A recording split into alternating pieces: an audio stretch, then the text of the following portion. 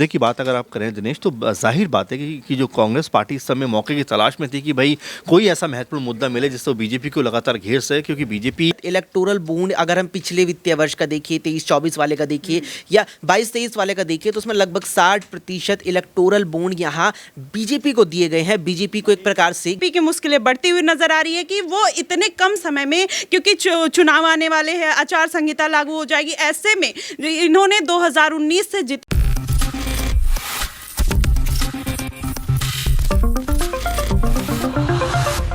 2024 के लोकसभा चुनाव नज़दीक आ रहे हैं। ऐसे में तमाम राजनीतिक पार्टियों की कोशिश लगातार बनी हुई है कि आगामी चुनाव में बेहतरीन प्रदर्शन करके यहां पर केंद्र की सत्ता तक का रास्ता तय किया जाए। आपको बता दें कि पिछले 10 सालों से भारतीय जनता पार्टी की केंद्र में सरकार है, तो दूसरी तरफ देश की सबसे पुरानी पार्टी और सबसे ज़्यादा यानी कि सबसे लंबे वक्त तक केंद्र की सत्ता पर राज करने वाली पार्टी कांग्रेस इस समय विपक्ष में रहकर विपक्ष के मुद्दे को उठाती हुई, प्रखर करती हुई नजर आ रही है। इसी दौरान आपको बता दें कि पार्टियां जो कि चंदे से चलाई जाती हैं और चंदा जो कि कॉरपोरेट हाउसेज से मिलता है, ऐसे में तमाम पार्टियों को जो मिलने वाला चंदा है उस पर सुप्रीम कोर्ट ने कुठाराघात किया है।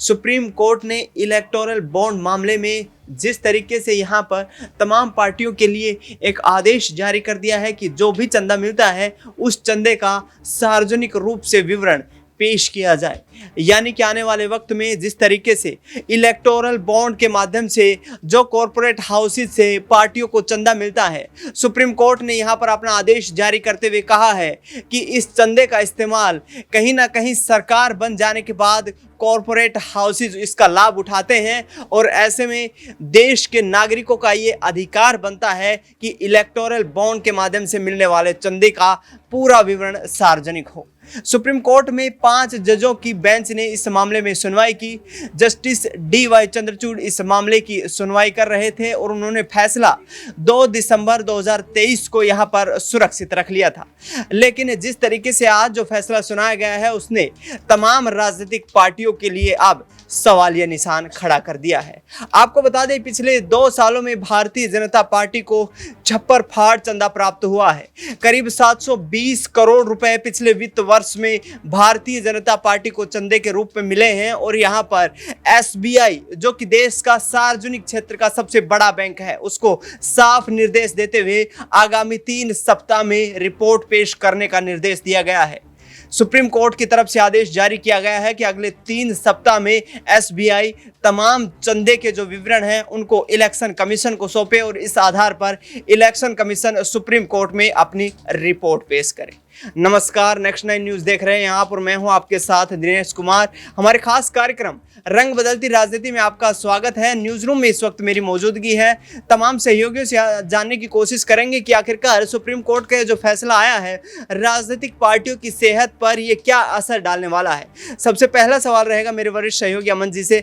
अमन जी, जो स्थिति यहाँ पर अब बन चुकी है पार्टियों की, सुप्रीम कोर्ट ने यहाँ पर कड़ी फटकार लगाते हुए कहा है कि ये RTI एक्ट के अधीन जो है उसका पूर्णतया उल्लंघन करता है। इलेक्टोरल बॉन्ड को यहाँ पर सार्वजनिक किया जाना चाहिए और चंदा किस तरीके से प्राप्त होता है इसकी जानकारी दी जानी चाहिए। चुनाव पर इसका क्या असर पड़ता हुआ दिखाई देता है? देखिए, बिल्कुल चुनाव पर इसका असर पड़ेगा और जाहिर बात है कि जिस चंदे की बदौलत पार्टियां चलती हैं और वो लगातार जो लोगों के द्वारा डोनेट किया जाता है, ये पूरे का पूरा उसका प्रोसेस है। लेकिन जिस तरह से ये बनाया गया, क्योंकि अगर आप इसकी जो पारदर्शिता की बात करें, जो ट्रांसपेरेंसी की हम बात कर सकते हैं, वो इसमें कहीं भी नजर नहीं आती, क्योंकि RTI का इसमें कोई दखल नहीं है। तो ऐसे में आप ये जो बात है पता नहीं कर सकते कि भाई किसने कितना और क्यों चंदा दिया होगा। तो ये जो तमाम सारे मुद्दे थे इसको लेकर पहले से ही कई बार जो है बात उठ चुकी है। लेकिन अब जैसे सुप्रीम कोर्ट ने इसको लेकर कहा है कि भाई आपको इसको जो है RTI के दायरे में लाना पड़ेगा, तो इससे वाकई में एक झटका तो लगेगा कि भाई जो चंदा आपको दे रहा था गुप्त रूप में अभी तक, और अगर सिर्फ बीजेपी की बात करें तो बीजेपी को तकरीबन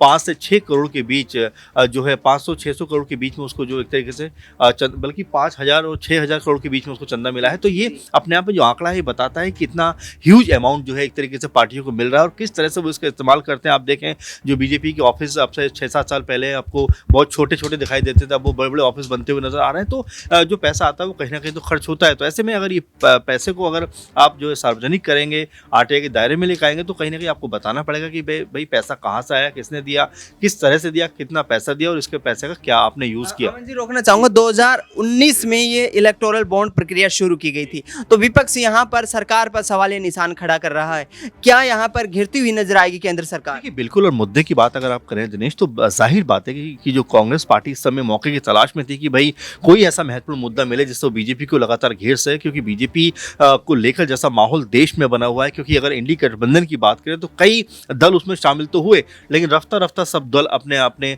जो कह सकते हैं रास्ते को निकल गए। ऐसे में कांग्रेस पार्टी इस तलाश में थी कि भाई वो अब क्या करती हुई नजर आए। राहुल गांधी की जो न्याय यात्रा वो भी आप देख रहे हैं कोई बहुत बड़ा इंपैक्ट क्रिएट नहीं कर पा रही है। लेकिन कांग्रेस पार्टी को जिस तरह से पहला किसान आंदोलन जब मिला तो उसमें तुरंत राहुल गांधी ने उसके ऊपर अपनी बात रखते हुए कहा कि अगर हम पावर में आते हैं तो एमएसपी का जो मुद्दा है तुरंत शॉर्ट आउट कर देंगे। इसके बाद वो कहते हैं कि किसानों का दर्द हम समझ पा रहे हैं और इस आंदोलन को समर्थन करने का भी ऐलान करते हैं। इसके बाद आप देखें जिस तरह से अब ये जो इलेक्टोरल बॉन्ड का मामला सामने आया, इसको लेकर भी कांग्रेस पार्टी लगातार ये बात कह रही है। राहुल गांधी ने भी ये बात कही है कि भाई जो बीजेपी की जो नीतियां हैं वो भ्रष्टाचार की जो पराकाष्ठा उसको भी पार कर गई हैं और इस लेवल पर उन्होंने नीतियों को खराब किया है कि वहाँ पर रुपए का जिस तरह से उन्होंने अपने कह सकते हैं अपने जो पार्टी के कह सकते हैं फंड में जो जमा किया है वो इतना ज़्यादा है कि जिसकी कल्पना नहीं की जा सकती। ये भी एक फ्रॉड का मामला कहीं ना कहीं। वहीं अगर आप देखें कि जो अशोक गहलोत हैं वो भी यही बात कहते हुए नजर आ रहे हैं। यानी कि कांग्रेस पार्टी को एक ऐसा मुद्दा मिल गया जिसके जरिए बीजेपी के ऊपर लगातार प्रहार कर रहे हैं और ये कह रहे हैं कि बीजेपी ने इसके जरिए जो पैसे का लेन देन है वो अरबों खरबों में कहीं ना कहीं बना लिया और एक तरीके से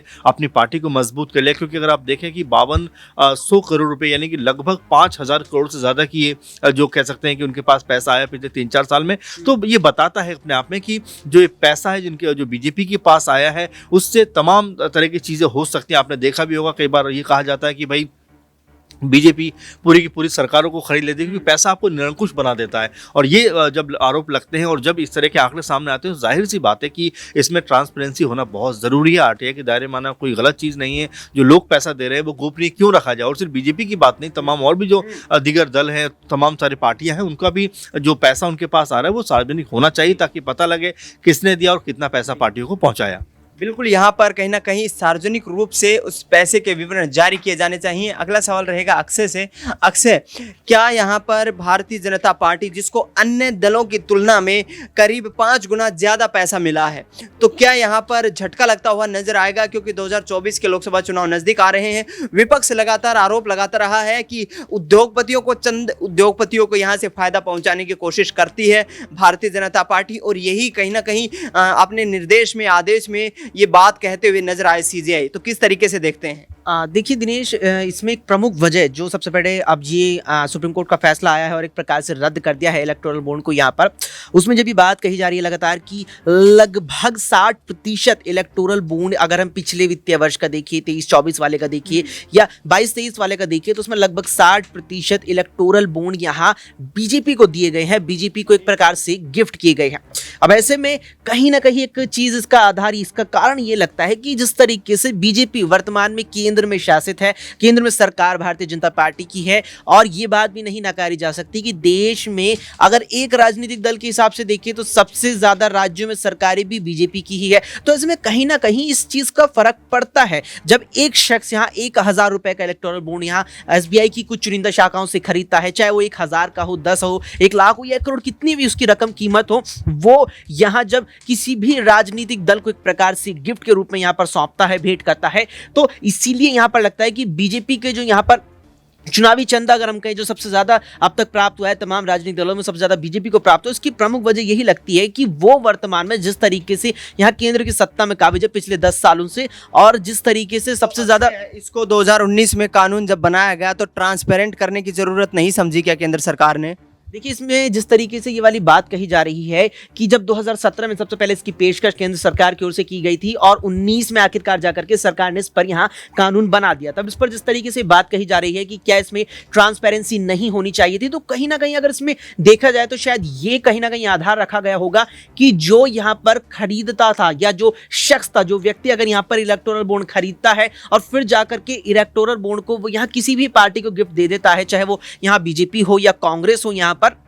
वो एक प्रकार से यहाँ ये चीज दिखाने की कोशिश रही है कि वो उस व्यक्ति के एक निजी यहाँ विचार है, निजी एक पसंद है कि वो किसको देता है। मान लीजिए दो यहाँ राजनीतिक दल है, चाहे आप इसमें कांग्रेस ले लीजिए, चाहे आप बीजेपी ले लीजिए, तो कहीं ना कहीं ये चीज सरकार की तरफ से दिखाने की कोशिश रही है कि जो व्यक्ति यहाँ पर इलेक्टोरल बॉन्ड खरीदता है, उसके बाद किसी भी राजनीतिक दल को वो यहाँ पर भेंट करता है, तो वो कहीं ना कहीं उसकी निजी पसंद है। और साथ ही साथ यहाँ पर काले धन को लेकर भी कहा गया है कि इससे पैसा भी कहीं ना कहीं फर्क पड़ेगा इस पर। बिल्कुल, यहाँ पर कहीं ना कहीं सुप्रीम कोर्ट की तरफ से ये भी आरोप लगाते हुए कहा गया है कि काले धन को रोकने के अन्य भी तरीके हो सकते हैं और यदि इलेक्टोरल बॉन्ड के जरिए ही चंदा हासिल करना है तो इसमें आरटीआई अधिकार का भी हस्तक्षेप होना चाहिए। और जिस तरीके से आगामी चुनाव आने वाले हैं, ऐसे में विपक्ष यहाँ पर लगातार केंद्र सरकार को घेरता हुआ नजर आ रहा है। 2024 के लोकसभा चुनाव से पहले कहीं ना कहीं विपक्ष की तरफ से बड़े और एक युद्ध स्तर पर इस मुद्दे को उठाया जाएगा। माही मेरे साथ मौजूद हैं। माही, जो स्थिति अब बनती हुई नजर आ रही है, केंद्र सरकार घिरती हुई नजर आ रही है, सुप्रीम कोर्ट के आदेश के बाद किस तरीके से देखते हैं, चुनाव पर क्या असर होगा? जी बिल्कुल,